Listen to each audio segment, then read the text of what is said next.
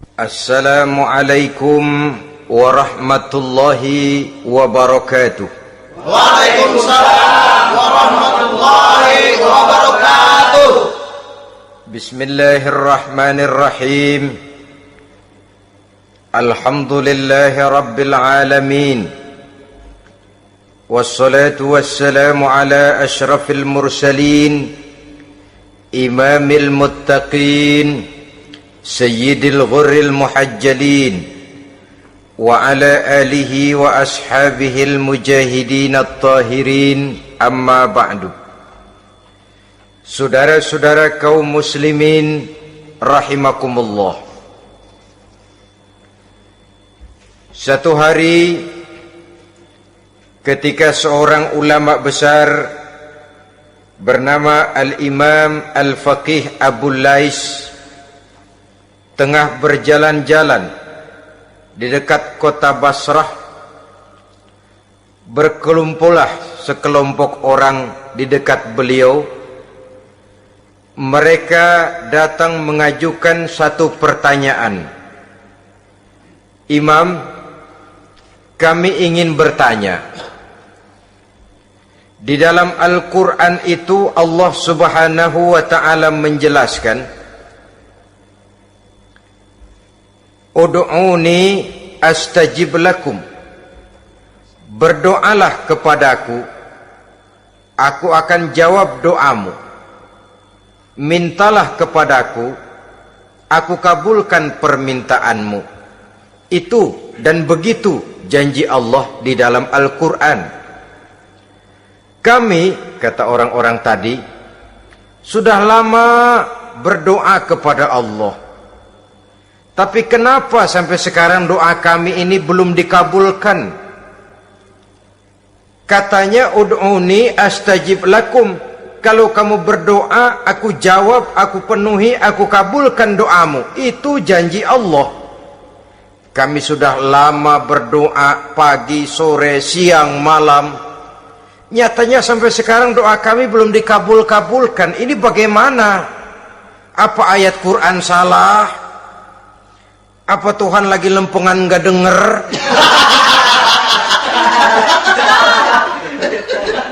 Apa doa kami yang terbalik? Kelihatannya sepele saja ini. Doa tidak didengar oleh Allah. Permohonan tidak dijawab, tidak dikabulkan oleh Allah. Tapi sebenarnya kalau kita mau merenung, kemalangan apa yang paling besar dalam kehidupan ini selain daripada kalau permohonan dan doa kita sudah tidak dihiraukan oleh Allah? Artinya hidup sudah tidak diopeni oleh Allah. Jangankan Allah, saudara-saudara, kita nggak diopeni sama mertua saja bingung. Ini mertua diem aja, kalau saya salah apa salahnya, kalau ada yang dikepengenin apa kepengenannya, boyak ngomong kenapa diem begitu. Wasallam. Beliau bersabda, iza azamat ummatid dunya, wa fi riwayatin dinaron wa dirhaman, nuzi'at minha haibatul Islam. Wa iza turikatil amru bil ma'rufi wan nahyu 'anil munkari, hurimat 'alaihim barakatul wahyi. Wa iza tasabat ummati saqatat min 'ainillah. 3 peringatan keras, tapi yang merupakan gejala penyakit kita umat Islam, diperingatkan oleh Nabi kita. Pertama, iza azamat ummatid dunya, apabila umatku telah terlalu mengagung-agungkan dunia, apabila umatku telah jatuh menjadi umat yang materialistis, segalanya diukur dari sudut keduniaan saja, nuzi'at minha haibatul Islam, maka akan dicabutlah dari mereka kehebatan agama Islam. Hilang kehebatan Islam apabila kita jatuh menjadi umat pengagung dunia, penyembah materi. nilai kita, keberadaan kita tidak dihargai orang lain. Orang memandang kita remeh saja. Orang Islam gak ada apa-apanya, bayar aja, bisa dibeli, bisa diatur, bisa dikerjain, garap saja. Nuzi'at minha haibatul Islam, hilang dari mereka kehebatan Islam ini. Kenapa? Mereka telah mengagungkan dunia dan menjadikannya sebagai tujuan. Padahal dunia cuma alat, materi cuma alat, harta cuma alat. Yang kedua, wa iza turikatil amru bil ma'rufi wan nahyu 'anil munkari hurimat alaihim barakatul wahyi. Apabila telah ditinggalkan amar ma'ruf dan nahi munkar, maka hilanglah keberkahan wahyu. Ini yang ada hubungannya dengan masalah kita. Kita baca Quran, kita tidak amalkan isinya. Bagaimana hati tidak jadi mati? Amar ma'ruf dan nahi munkar ditinggalkan orang, hilang keberkahan wahyu. Pada saat itu boleh jadi Quran ada, tapi cuma tinggal tulisan saja. Islam ada, cuma tinggal sekedar nama saja. Diseminarkan, disemposiumkan, dimuktamarkan, tapi tidak dijabarkan dalam kehidupan sehari-hari. Apabila amar ma'ruf dan nahi munkar telah ditinggalkan orang, hilang keberkahan Quran itu. Akibatnya apa? Apabila amar ma'ruf tidak lagi digalakkan orang, nahi munkar tidak dilaksanakan orang, lalu orang menilai sesuatu menurut seleranya sendiri. Mana yang ma'ruf, mana yang munkar, tidak ada lagi patokan utama. Kalau baik kata otaknya, dia kerjakan.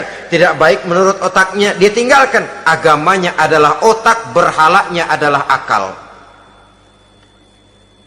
Akhirnya umat kehilangan pedoman. Tidak lagi jelas mana batas yang ma'ruf, mana batas yang munkar. Dalam kondisi sedemikian, akhirnya akan terjadi penjungkiran nilai. Paling celaka nantinya, yang ma'ruf malah dianggap munkar, yang munkar malah menjadi ma'ruf. Peringatan ketiga dari Nabi, wa iza tasabat ummati saqatat min ainillah. Apabila umatku sudah saling berbantahan, apabila umatku sudah saling caci memaki, saqatat min ainillah, jatuhlah mereka dalam pandangan Allah Subhanahu wa taala. Hilang wibawa umat yang sudah saling mencaci maki, saling menjatuhkan, saling gasak, gesek, gosok. Justru agama menganjurkan kita ini saling asah, asih, asuh. Kadang yang kita praktekkan, kita ini saling gasak. Yang kedua, saling gesek. Yang ketiga, saling gosok.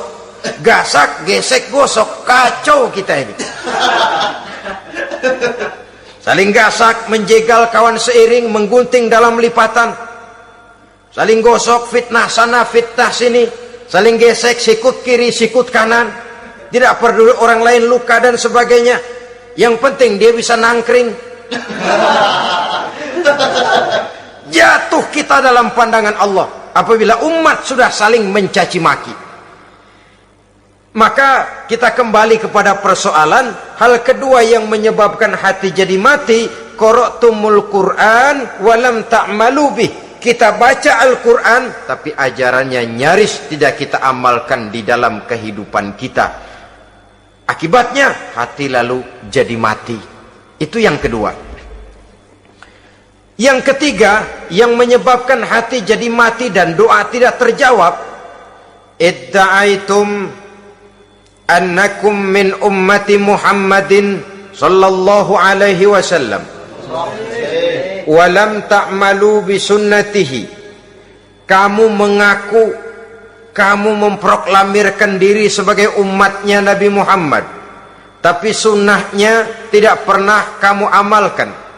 Malahan perkembangan paling akhir, bukan saja tidak mau mengamalkan sunnah, malah mengingkari sunnah. Inna lillahi wa inna ilaihi raji'un. Oh, Nabi Muhammad itu manusia biasa seperti kita. Sebagai manusia dia bisa salah. Dan ternyata hadis banyak yang palsu. Yang otentik cuma Quran. Selebihnya adalah sejarah. tidak ada itu sunnah, langsung saja kepada Quran. Oh, hadis itu bukan sumber hukum. Oh, tidak perlu mengamalkan sunnah. Saudara-saudara kaum muslimin, mengaku kita umat Nabi, tapi sunnahnya kita campakkan, tidak kita amalkan. Setelah tidak kita amalkan, kita campakkan. Setelah kita campakkan, kita ingkari pula. Inna lillahi wa inna ilaihi raji'un. Bagaimana hati tidak jadi mati? Kalau siang malam kita memproklamirkan diri sebagai umat Nabi Muhammad, sementara sunnahnya kita campakkan, kita abaikan, dan kita ingkari dia, sunnah itu. Padahal jikalau sekarang kita mengenal Islam, jikalau kita sekarang ngerti halal haram, tahu hak batil, bisa memilah dan memilih antara yang ma'ruf dengan yang munkar, itu utamanya adalah karena jasa Nabi Muhammad sallallahu alaihi wasallam, yang dari generasi ke generasi dilanjutkan oleh para sahabat, oleh tabi'in, oleh tabi'it tabi'in, terus oleh para ulama-ulama sampai kepada kita sekarang ini. Walaupun beliau hanya berfungsi sebagai penyampai, tapi kepribadiannya dijadikan model oleh Allah Subhanahu wa taala di dalam kita melaksanakan kehidupan beragama.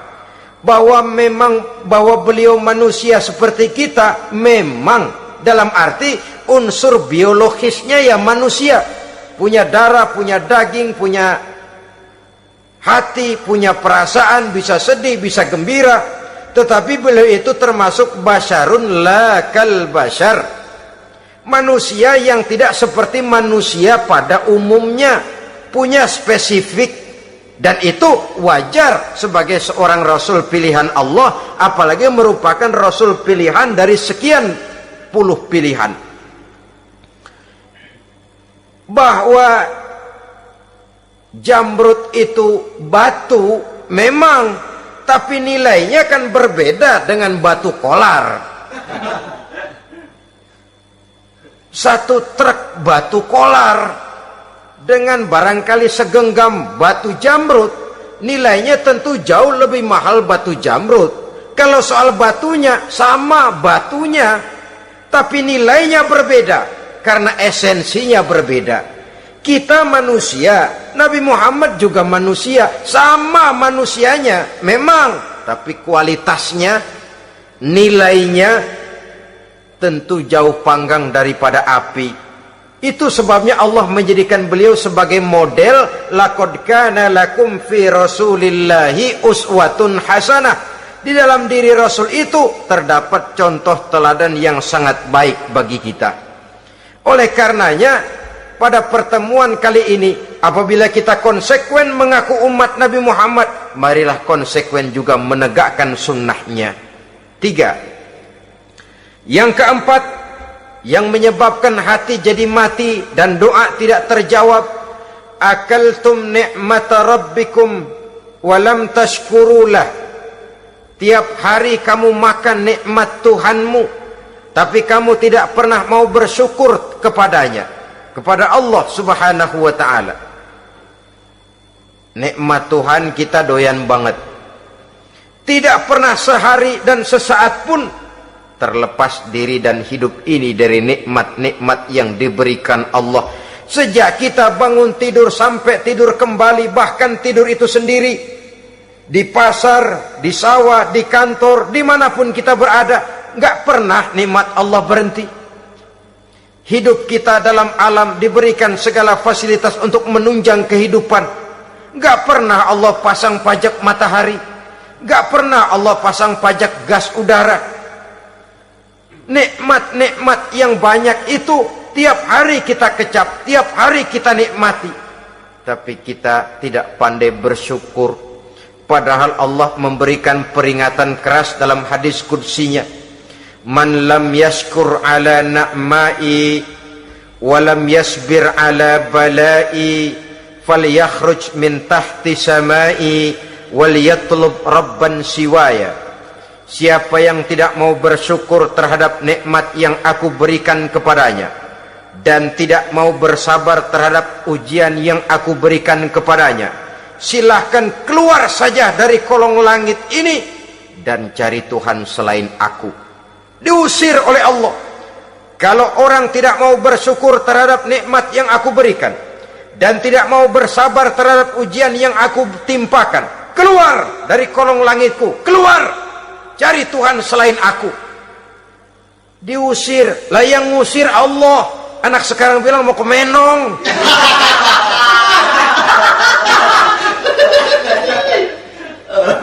Kalau diusir kita dari Jakarta, masih bisa pindah ke Bandung. Diusir kita dari Bandung, bisa pindah ke Jogja, Solo. Diusir kita dari Indonesia, bisa pindah ke Singapura, Malaysia. Diusir dari kolong langit, mau cari langit mana lagi? Kalau kau tidak mau mensyukuri nikmatku, tidak sabar terhadap ujian yang aku berikan kepadamu, keluar saja, keluar dari kolong langitku ini, cari Tuhan selain aku. Kalau istilah kita mah Tuhan udah jengkel banget udah itu. Nikmatku, nikmat yang aku berikan kau makan, tapi kepadaku engkau tidak pernah mau bersyukur. Saudara-saudara kaum muslimin rahimakumullah, wajar. Kita dulunya tidak ada, sekarang ada nikmat. Susunan biologis manusiawi kita demikian cantik, nikmat. Tinggal di bumi, fasilitas yang kita perlukan disediakan, tinggal kemampuan kita mengelolanya, nikmat. Diberikan kita otak yang membedakan kita dengan binatang, nikmat.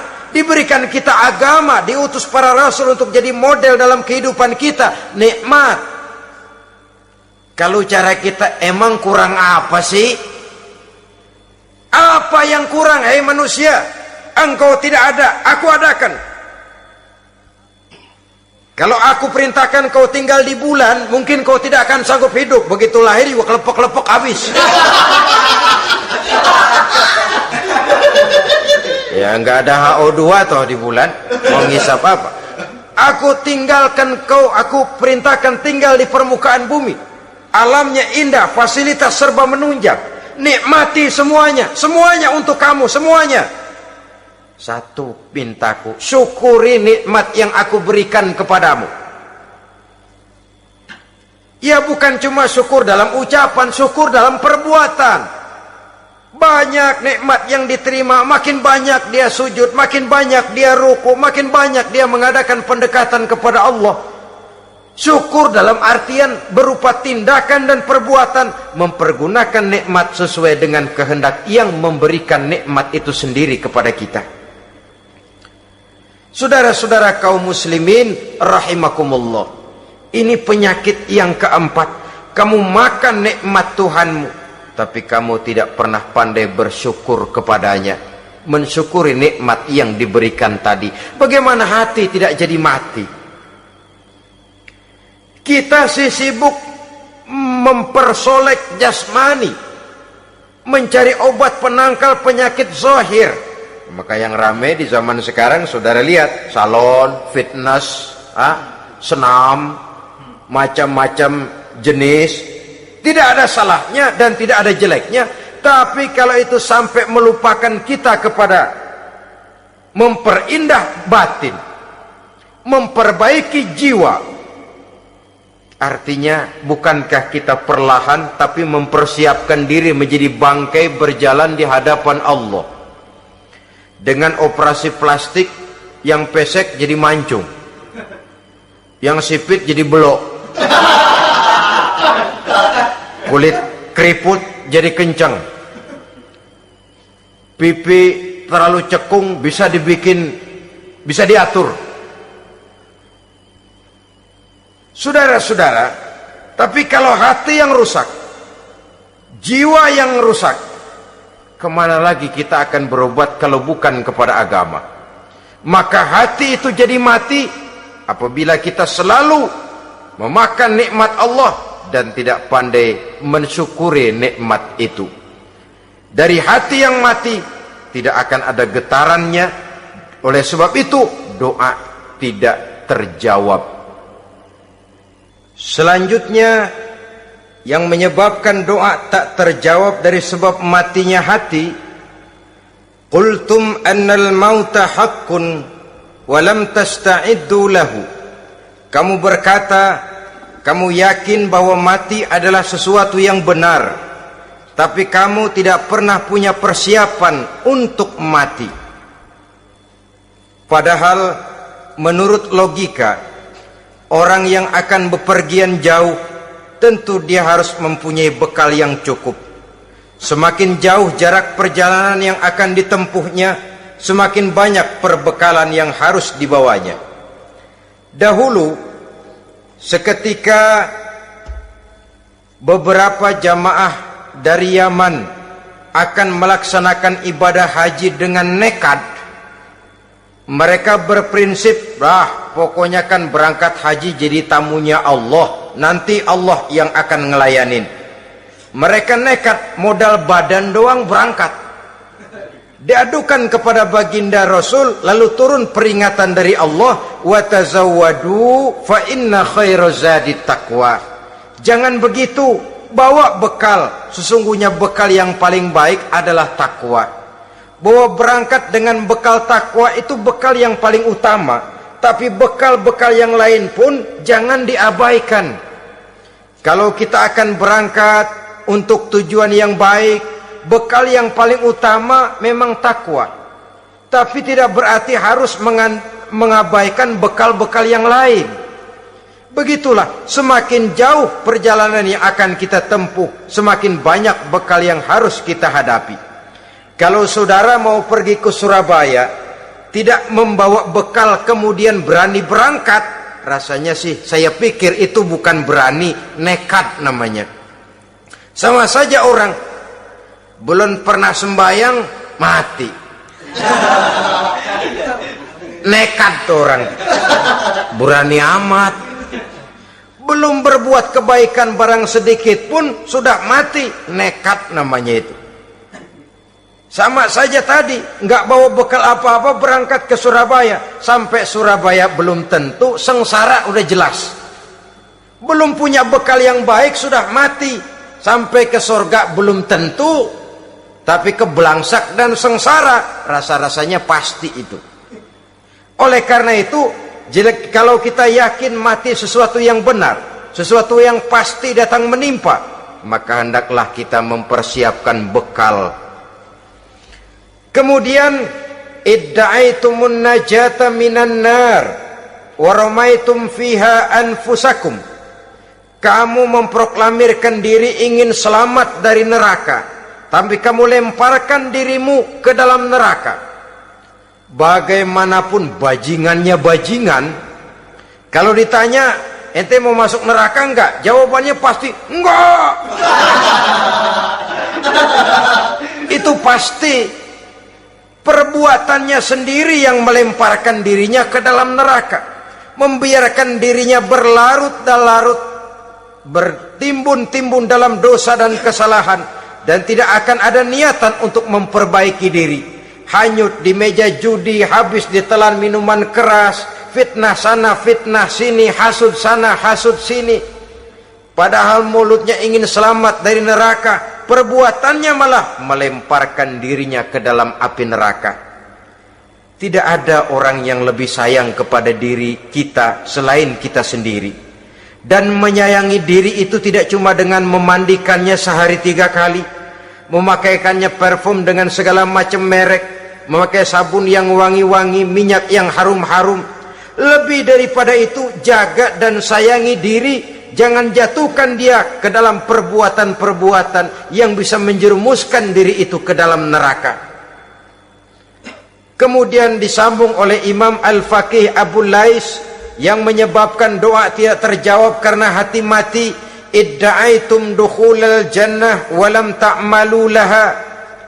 Kamu ingin masuk surga, tapi kamu berat mengamalkan perbuatan yang bisa menyampaikan kamu ke surga. Semua kita kalau ditanya mau masuk surga, mau, tapi jarang yang berlomba melakukan perbuatan-perbuatan yang bisa menyampaikan kita ke surga. Kemudian yang terakhir kata Imam Al-Faqih Abu Lais, dafantum mautakum walam ta'tabiru laha. Kamu menguburkan orang yang mati di antara kamu, tapi kamu tidak bisa mengambil i'tibar, tidak bisa mengambil pelajaran dari mayit yang jenazah yang kau kuburkan itu. Mestinya kan nguburin orang tuh membuat sadar. Iya, kalau sekarang saya baringkan di liang lahat, menghadap ke arah kiblat, bantalnya tanah, setelah itu ditutup dengan papan, lalu ditimbun dengan tanah. Iya, sekarang giliran dia, giliran saya, entah besok, lusa, bulan depan, tahun depan, tapi pasti mengubur mayat, mengubur jenazah, tapi tidak bisa mengambil i'tibar dari yang dilaksanakannya itu. Ini merupakan penyakit-penyakit batin yang merupakan handicap, yang menimbulkan jarak antara kita dengan Allah Subhanahu wa ta'ala. Pantas kalau itu semua ada pada diri kita, hati jadi mati. Dari hati yang mati, doa tidak akan tembus. Kita tidak lagi akan diperdulikan oleh Allah Subhanahu wa ta'ala. Dan itu sekali lagi kemalangan yang terbesar dalam kehidupan kita. Bagaimana jalan keluarnya? Pertama, memperbaiki batin kita, menyelamatkan diri daripada penyakit-penyakit yang bisa mematikan hati seperti yang sudah saya sebutkan tadi. Yang kedua, berdoa dengan adab, sehingga tata cara di dalam kita bermohon kepada Allah Subhanahu wa ta'ala dibicarakan secara khusus oleh Al-Imamul Ghazali dalam kitab Ihya beliau yang disebut adabud doa. Adab di dalam kita melaksanakan doa kepada Allah Subhanahu wa ta'ala.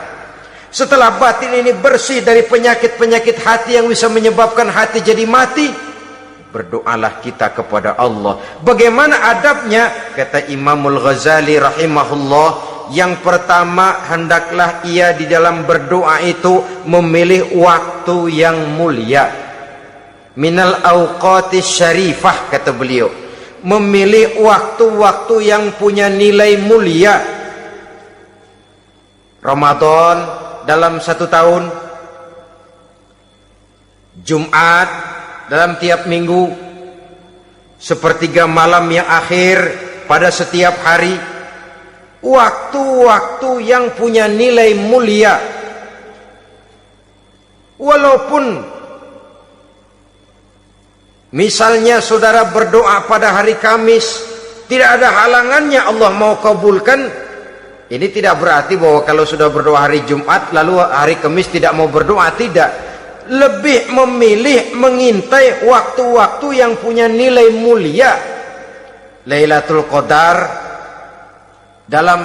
sekali dalam setahun. Waktu-waktu yang punya nilai mulia. Logikanya begini, saudara-saudara. Kalau kita datang ke rumah seseorang, tujuan utama kita minjem duit, yang paling pertama kita perhitungkan tanggal berapa nih? Kan itu toh, tanggal berapa? Kalau tanggal 20 atuh minjem duit, orang lagi ngap-ngapan, boro-boro dia bisa minjemin, dia sendiri mungkin lagi pusing. Kita lebih dulu kita amatin tanggal berapa nih yang enak, sore apa siang? Jam 2. Jam 2 dia baru pulang dari kantor, tapi giliran tidur. Kalau dia tidur dibangunin, datang mau minjem duit, kagak dimaki-maki sudah kebagusan deh. Kan kita lihat waktunya, timingnya, kata orang sekarang. Tanggal berapa, sore apa malam, apalagi gulem apa terang bulan. Itu semua sudah kita atur sedemikian rupa, memilih waktu. Yang kedua, kata Imamul Ghazali, memilih keadaan yang istimewa. Kalau tadi soal waktu, yang kedua soal keadaan. Ada situasi-situasi di mana doa itu diijabah oleh Allah Subhanahu wa ta'ala. Di antaranya kata Imam Abi Hurairah, inda zahbis sufuf fi sabilillah, pada waktu mengatur barisan perang membela agama, di situ doa kabul. Inda nuzulil ghais, ketika turun gerimis, di situ doa makbul. Inda iqamis shalah, ketika salat mau didirikan. Riwayat lain, bainal azan wal iqamah, antara azan dan qomat, di situ doa makbul. Itu memilih keadaan-keadaan. Kemudian yang ketiga, kata beliau, berdoa menghadap kiblat. Ya, apa kalau doa madhab mudik Tuhan gak tahu? Tahu. Tuhan gak dengar? Dengar. Cuma lebih etis. Lebih etis kalau kita berdoa menghadap ke arah kiblat. Saudara-saudara kaum muslimin rahimakumullah. Yang keempat, hifdzus saut, menyederhanakan suara. Tidak terlalu keras, juga tidak terdengar orang lain, apalagi kalau doa kita diaminkan oleh orang lain. Tidak usah terlalu keras. Kenapa? Karena Allah yang kita meminta kepadanya bukan zat yang tuli, bukan zat yang buta, bukan zat yang tidak dengar, bahkan Dia Maha dengar. Juga tidak terlalu seperti orang berbisik-bisik, apalagi kalau doanya doa bersama-sama. Tapi kadang-kadang terdorong oleh husnuzon dari para makmum saja. Tidak peduli apa yang dibaca oleh imam, yang kedengaran cuma amin aja gerengan.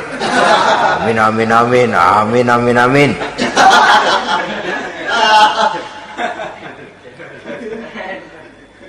Juga tidak terlalu keras, seperti orang berdoa, seperti orang pidato. Saudara-saudara kaum muslimin rahimakumullah. Yang kelima, alla yatakallafa saja' fid doa. Dalam berdoa, kalau istilah kita, jangan nyelongcong. Saja' ini menunjukkan sikap berani kepada Allah. Misalnya ada orang berdoa, ya Allah ampunilah saya kalau engkau mau. Kalau Allah mau, kasihanilah saya ya Allah kalau engkau mau. Itu doa orang songong. Atau sama saja, ya Allah berilah saya rezeki dikit aja. Emang kenapa pakai begitu?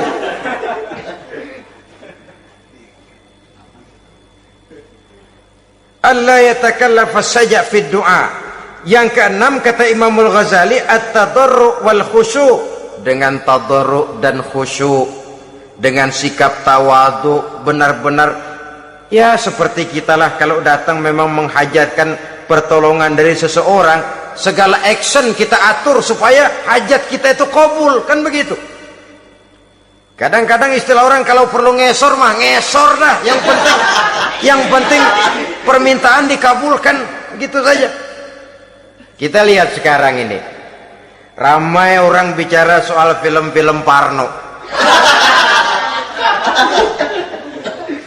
Kelihatannya pendatang-pendatang baru, pokoknya asal bisa main dah, bugil ya bugil dah.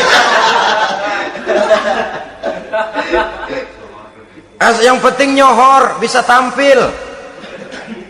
Walaupun dalinya semua sama, mula-mula cuma iseng. Adegan panas bagaimana? Kalau tuntutan skenario apa boleh buat? Apa boleh buat? Emang nggak bisa milih. Setelah film beredar baru saya juga jijik ngeliat, ya tadi kemana waktu bikin? Udah jadi baru jijik, bikinnya merem memang itu.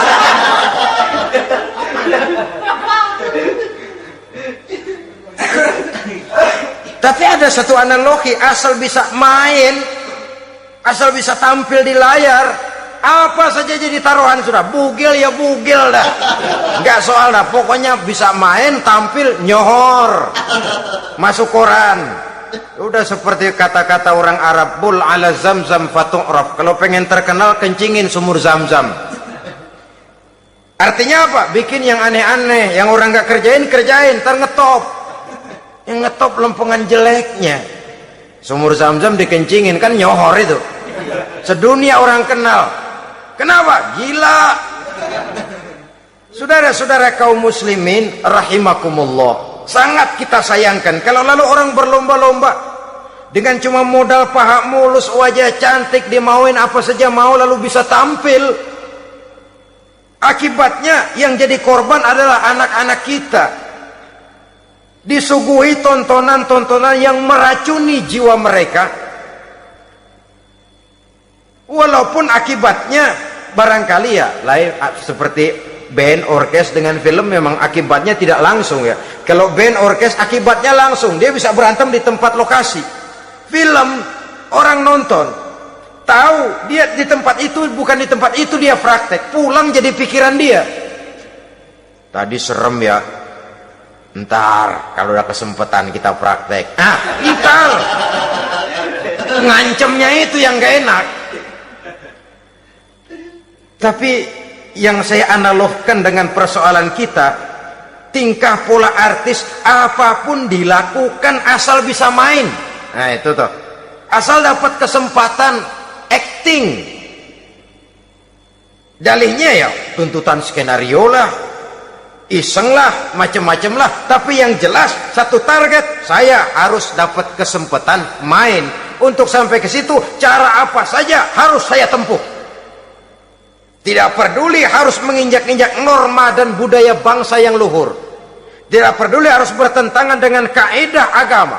Tidak peduli hasilnya meracuni umat masyarakat, terutama generasi muda. Yang penting kan ngetop. Saudara-saudara, baiklah ya, itu soal lain. Tapi soal kita ialah at-tadarru wal khusyu'. Bermohon kepada Allah dengan tadarru, khusyuk dan tawadu. Seperti kalau kita mau bermohon kepada seseorang, kita merendahkan diri. Pak, saya memang orang gak mampu pak, utang saya udah selebar kampung pak, anak udah 16 seperempat. Apa saja kita meratap, menghibah, mengeluh, merintih, ujungnya kan yang penting gue minjem duit dapat dah gitu. Apa kayak diomongin, pokoknya pulang bawa duit, itu saja. Itu strategi manusiawi. Kalau ini kita adakan konteks, oh iya, kepada Allah lebih lagi kita tadarru, khusyuk, tawadu. Doa dengan tawadhu, sebab kita akan bermohon kepada yang serba maha. Menghadap ke arah kiblat, duduk bertafakur dengan khusyuk, tawadhu. Jangan doa sembari tolak pinggang.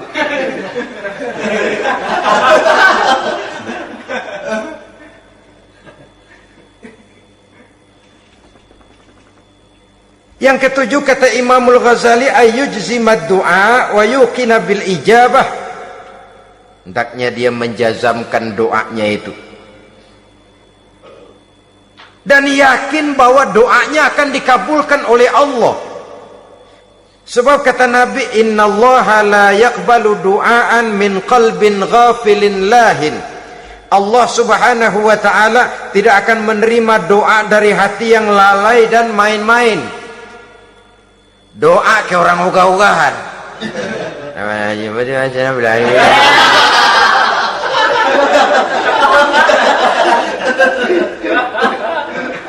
Kali malaikat nyongok dong, lu minta apa lu?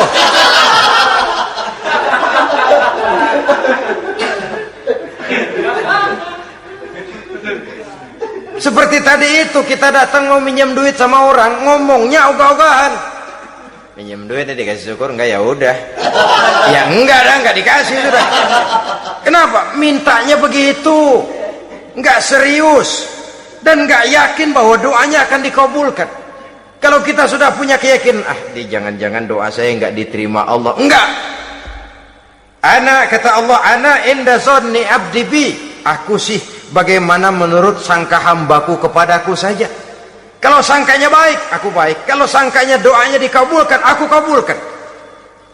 So itu doa harus dengan pasti dan harus dengan yakin doa itu akan dikabulkan dan meluruskan harapan, membenarkan cita-cita, meluruskan maksud apabila doa itu dikabulkan oleh Allah Subhanahu wa taala.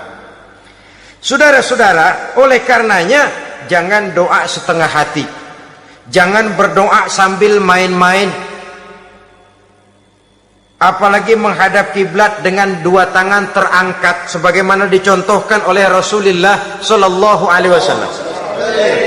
Bahwa berdoa tanpa mengangkat kedua tangan pun Allah tahu, Allah dengar, tapi kelihatannya kurang serius. Seolah-olah terserah ada Tuhan, mau dikasih ya kasih, enggak ya udah.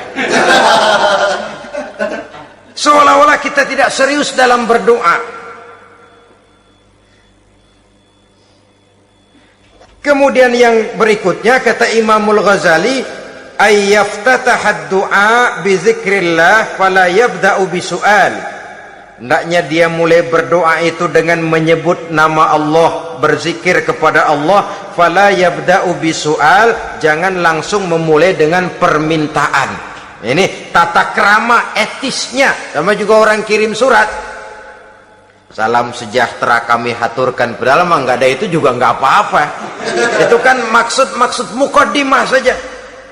Besar harapan kami semoga Bapak dan sekeluarga di sini pun berada dalam keadaan sehat walafiat. Selanjutnya kami telah dengar dari berbagai teman tentang kedermawanan Bapak, tentang bantuan Bapak di berbagai bidang yang menyangkut sosial pendidikan. Sehubungan dengan itu maka kami bermaksud mengajukan permohonan. Baru masuk itu mah 15 kalimat kesonoin, urusan lain. Intinya sehubungan dengan itu kami bermaksud memohon kepada Bapak. Kita mulai, salam sejahtera kami haturkan, bersama ini pula kami, macam-macam lah. Sama juga seperti tadi itu, kita datang mau minjem duit, datang karena kita tahu datang habis bulan, malam terang bulan, udaranya sejuk, ngobrol lah kita, dapet teh. Apa kabar Pak? Baik. Aduh Bapak sih untung dah Pak, kayak pemurah lagi. Saya tahu Bapak banyak nyumbang di mana-mana, di Angon aja tuh orang di Angon.